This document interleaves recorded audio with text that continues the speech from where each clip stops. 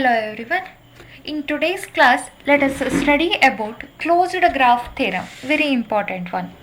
Before going to that, we'll study about one definition. Let n and n dash be normed linear spaces and let t from n to n dash be a mapping with domain n and the map in n dash.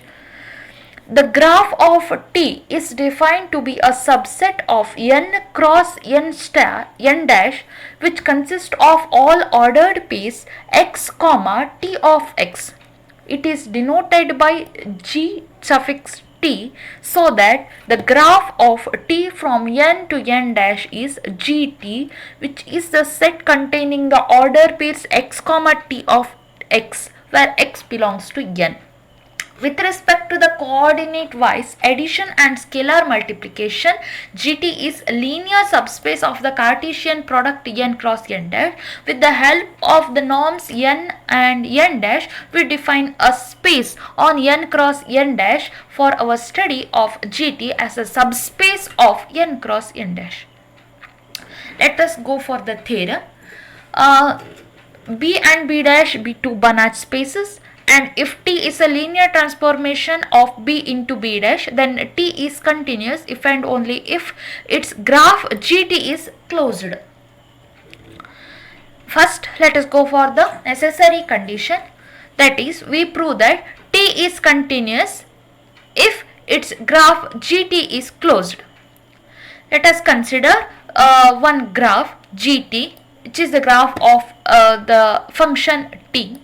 We show that gt bar is equal to gt, which is the condition. A bar equal to A ಅಂತೆಲ್ಲ ನಾವು study ಮಾಡಿದ್ದೀವಿ ನೋಡಿ, ಟೊಪೊಲಜಿಯನ್ನು study ಮಾಡುವಾಗೆಲ್ಲ study ಮಾಡಿದ್ದೀವಿ. Whenever ನಾವು ಯಾವಾಗ A equal to A bar ಅಂತ ತೋರಿಸ್ತೀವೋ ಆವಾಗ ಎ ಅನ್ನುವಂಥದ್ದು ಕ್ಲೋಸ್ಡ್ ಆಗಿರುತ್ತೆ ಅಂತ ತೋರಿಸಿದ್ದೀವಿ, ಸೆಟ್ ಅಲ್ವಾ. ಆ ಟೊಪೊಲಜಿಕಲ್ ಸ್ಪೇಸ್ ಹಾಕೊಂಡಿರ್ಬೋದು ಅಥವಾ ಸೆಟ್ ಕೂಡ ಆಗಿರ್ಬೋದು, ಸೆಟ್ಟಲ್ಲೂ ಕೂಡ ಅದು ಹೋಲ್ಡ್ ಆಗುತ್ತೆ. ಓಕೆ, ಈಗ ಇಲ್ಲೂ ಈ ಜಿ ಟಿ ಅನ್ನುವಂಥದ್ದು ಕ್ಲೋಸ್ಡ್ ಯಾವಾಗ ಆಗುತ್ತೆ ಅಂದರೆ G T equal to G T bar, closure of G T. Okay, so ಯಾವಾಗಲೂ A is the subset of A bar ಅಂತ ಅದು ಪ್ರೂವ್ ಯಾವಾಗಲೂ ಟ್ರೂ ಅದು ಅಲ್ವಾ. So G T is the subset of G T bar which is always a true. ನಮಗೆ ಈಗ ಉಳ್ಕೊಂಡಿರೋದು ಅಂದರೆ G T bar is the subset of G T ಅನ್ನೋದನ್ನು ಪ್ರೂವ್ ಮಾಡಬೇಕು.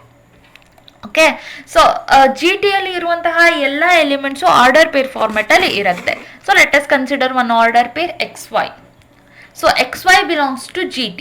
Then there exists a sequence xn comma t of xn in gt such that xn comma t of xn converging to x comma y.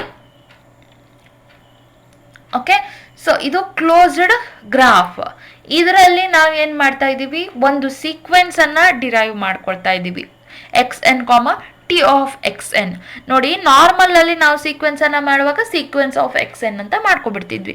ಈಗ ಇಲ್ಲಿ ಏನಾಗಿದೆ, ಇದು closed graph ಅಲ್ಲಿ ಇರೋದಕ್ಕೆ ಆರ್ಡರ್ ಪೇರ್ಸಿನ ಸೀಕ್ವೆನ್ಸ್ ಅನ್ನ ಕನ್ಸಿಡರ್ ಮಾಡೋದು. Okay, X N comma T of X N converging to X Y. That implies X N converging to X N, T of X N converging to Y. Since T is continuous, which is by the hypothesis, so xn converging to x implies T of xn converging to T of x. ಇದರಿಂದ okay, T ಅನ್ನುವಂಥ linear transformation ಇಲ್ಲಿ apply ಮಾಡ್ಕೊಂಡಿರೋದು. So ಅವಾಗ T of X N converging to Y ಅಂದರೆ T of X N converging to T of X ಬರ್ತಾ ಇದೆ ಅಂತಂದ್ರೆ Y equal to T of X ಅಂತ ಬಂದಂಗೆ ಆಯ್ತು.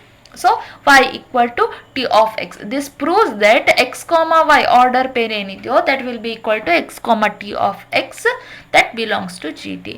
Therefore ನೋಡಿ, ಈಗ x comma y belongs to gt ಇರೋದು ನಮಗೆ x comma t x belong to gt ಬಂತಿದೆ ಅಂತಂದ್ರೆ gt bar is the subset of gt ಅಂತ ಆಪ್ಟೇನ್ ಆಯ್ತು. ಓಕೆ, ಸೊ ಈಗ ಎರಡು ಕಂಡೀಷನ್ ಸಿಕ್ತು. ಒಂದು G T is the subset of G T bar, ಇನ್ನೊಂದು G T bar is the subset of G T. So both are equal ಅಂತ ಆಯಿತು. ಇಲ್ಲಿ ಒಂದು ಕಡೆ ಜಿ ಟಿ ಆಗಬೇಕಿತ್ತಲ್ವ, ಇದು ಜಿ ಟಿ ಬಾರ್ ಆಗಬೇಕು ನೋಡಿ. ಓಕೆ, ಜಿ ಟಿ ಬಾರ್ ಆಗಬೇಕು ಇದು. ಸರಿ ಮಾಡ್ಕೊಳ್ಳಿ ಅದನ್ನ.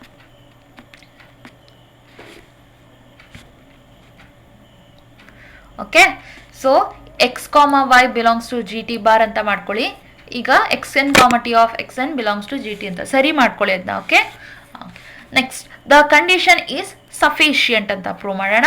That is we prove that G T is closed. The continuous function T ಬರಬೇಕು. ಒಂದು ನಾವು ಲೀನಿಯರ್ ಸ್ಪೇಸ್ B1 ಅಂತ ಕನ್ಸಿಡರ್ ಮಾಡ್ಕೊಳ್ಳೋಣ. ಅದು ರೀನಾರ್ಮ್ಡ್ ಆಗಿದೆ, ಬಿದಿಂದ ರೀನಾರ್ಮ್ ಆಗಿರುವಂಥದ್ದು. ನಾರ್ಮ್ ಬೈ 1 ಅಂತ, norm 1 given by norm of X norm 1 of X is equal to norm X plus norm of T of X for all X belongs to B. Now consider this norm t of x.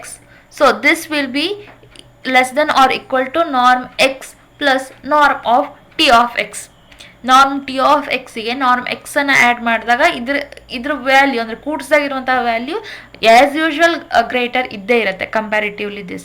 But norm X plus norm T of X is equal to norm of X one by our norm one of X by our construction.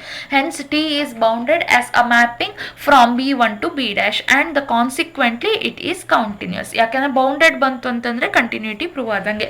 So if B and B1 have the same topology, then T will be continuous from B to B dash. To this end, we have to show that B and B1 are homeomorphism. So now consider identity mapping I from B1 to B as B1 of B1 nalliruvanಥ term I of x is equal to x for all x belongs to B1. Then I is always 1 1 and on to, which is always true. There further norm I of x equal to the norm x ಆಯಿತು. but norm x is always less than or equal to norm x plus t of x. norm x plus norm t of x ಅಂತಂದ್ರೆ norm x1. so norm x less than or equal to norm 1 of x ಆಯಿತು, which proves that I is bounded. So I bounded ಆಯಿತು ಅಂತಂದರೆ ಪುನಃ ಅದೇನಾಯಿತು, continuous mapping from B1 to B1 on to B ಆಯಿತು. So hence if we show that B1 is complete with respect to norm 1, then B1 is a Banach space. ನೋಡಿ, ನಾವು first normal linear space ಅಂತ ತೋರಿಸಿದ್ವಿ, norm ಅಂತ ತೋರಿಸಿದ್ವಿ, ಅದಾದ್ಮೇಲೆ complete ಅಂತ ತೋರಿಸಿದ್ವಿ, ಅದಕ್ಕಾಗಿ ಅದು ಬನಾಜ್ space ಆಯಿತು. Therefore, I becomes a homeomorphism. Hence, to complete the proof, we have to show that B1 is complete under the norm 1. Okay. ಈಗ ಅದು ಕಂಪ್ಲೀಟ್ ಅಂತ ಪ್ರೂವ್ ಮಾಡೋಕ್ಕೆ ಕಾಶಿ ಸೀಕ್ವೆನ್ಸನ್ನು ಆ್ಯಸ್ ಯೂಶ್ವಲ್ ನೀವು ತಗೊಳ್ತೀರಾ. B1 ನಲ್ಲಿ ಇರುವಂತಹ ಒಂದು ಕಾಶಿ ಸೀಕ್ವೆನ್ಸ್ XN ಅಂತ ಕನ್ಸಿಡರ್ ಮಾಡಿ. ಸೊ ಆವಾಗ ಕಾಶಿ ಸೀಕ್ವೆನ್ಸಿನ ಡೆಫಿನೇಷನ್ ಪ್ರಕಾರ norm of XN minus XM is equal to norm 1 of this ಎಲ್ಲ ಆಯ್ತದು is equal to norm x plus norm t of x ಅಲ್ವಾ. ಈಗ norm 1 of xn minus xm is equal to norm of xn minus xm plus norm of t of xn minus xm. Same definition ಅನ್ನು apply ಮಾಡಿದ್ದೀವಿ. But this will be converging to 0 as m and n tending to infinity. That implies norm of xn minus xm tending to 0 and norm of t of xn minus xm tending to 0 as mn tending to infinity. ಇದು hole term tending to 0. ಇಲ್ಲಿ ನೋಡ್ಕೊಳ್ಳಿ, B1 ನಲ್ಲಿ ಇರುವಂತಹ ಒಂದು Kashi sequence ತಗೊಂಡಿದ್ದೀವಿ, ಆವಾಗ ಇದು tending to 0 ಹಾಕೊಂಡು ಇದ್ದೇ ಇರುತ್ತೆ. ಆದರೆ ಇದು ಈಕ್ವಲ್ ಟು ಇದೆರಡು ಆಗಿದೆ. ಸೊ ಆವಾಗ norm of xn minus xm plus norm of t of xn minus xm converging to 0 ಆಗಲೇಬೇಕಾಯ್ತು. ಇದು ಎರಡು ಆ್ಯಡ್ ಮಾಡಿದಾಗಲೂ 0 ಬರ್ತಾ ಇದೆ ಅಂತಂದರೆ ಇದು ಯಾವಾಗಲೂ norm value greater than or equal to 0 ಇರುತ್ತೆ ಅಂದಾಗ ಇದು ಕೂಡ ಇಂಡಿಪೆಂಡೆಂಟ್ಲಿ 0ಗೆ ಕನ್ವರ್ಜ್ ಆಗಲೇಬೇಕು. ಸೊ ಅದಕ್ಕಾಗಿ norm of xn minus xm converging to 0 and norm of t of xn minus t of xm converging to 0 as mn tending to infinity ಆಯಿತು. So this shows that the sequence xn is a Cauchy sequence in B, and the sequence of t of xn is a Cauchy sequence in B dash. Since B and B dash are complete, we have xn converging to x in B and t of xn converging to t of x in B dash. Since GT is closed, we get x comma t of x belongs to GT, and if we take y equal to t of x, then x comma y belongs to GT. So now we have the value norm xn minus x, norm with respect to 1, norm 1 is equal to norm of xn minus x plus norm t of xn minus x is equal to ಈಗ x ಅಂತಂದರೆ ಅದನ್ನು ನಾವು t of x ಅಂತ ಬರ್ಕೋಬೋದು. Okay, so norm T of X N minus T of X, T ಅನ್ನು ಒಳಗೆ ತೊಗೊಂಡು separate ಮಾಡ್ಕೊಂಡಿರೋದು.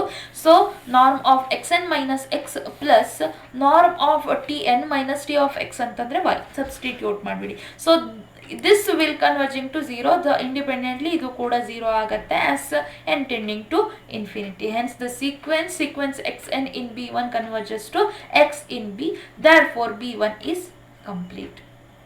Okay, this is the proof, very important one. Take one note, B and B dash ಎರಡು Banas space ಆಗಿತ್ತು ಅಂತಂದರೆ T from B to B dash B linear ಆಗಿರುತ್ತೆ. If GT is closed in B cross B dash and if T is on to, then T is a homomorphism from B on to B dash. Okay, this is the theorem, closed graph theorem. ಎರಡು condition ಬರುತ್ತೆ. ಇದರದ್ದು ಏನು statement ಏನಿದೆ ಅದನ್ನು ಕರೆಕ್ಟಾಗಿ ನೋಡ್ಕೊಳ್ಳಿ, ತುಂಬ important. Okay, let us continue in the next class.